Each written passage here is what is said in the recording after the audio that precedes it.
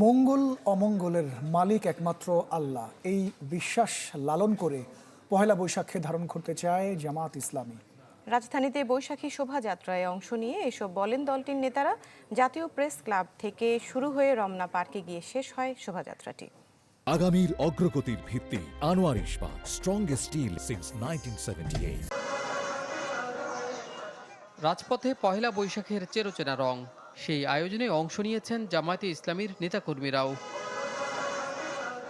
রাজধানীর প্রেস ক্লাবের সামনে শুরু হওয়া এই বৈশাখী শোভাযাত্রায় স্থান পায় আবহমান বাংলার চিরায়ত ঐতিহ্য, যার সামনে জাতীয় পতাকা হাতে ছিল শিশুরা। অনেককে জাল ও চাই দিয়ে মাছ ধরার অভিনয় করতে দেখা যায়।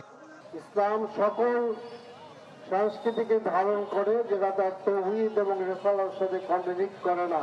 কেউ যদি এই দেশের কোনো সম্প্রদায় বিশ্বাস করে অন্য কোথাও তাদের মঙ্গল ভাগ্য জড়িত, তাতে আমাদের কোনো আপত্তি নাই। সেই বিশ্বাসে আমরা বাধা সৃষ্টি করতে চাই না। পহেলা বৈশাখের এই আয়োজনে সংস্কৃতি ও ধর্মের মেলবন্ধন ঘটেছে বলে মনে করেন জামাত নেতারা। বলেন, ইসলামের সাথে সাংঘর্ষিক নয় এমন সব আয়োজনেই থাকবেন তারা।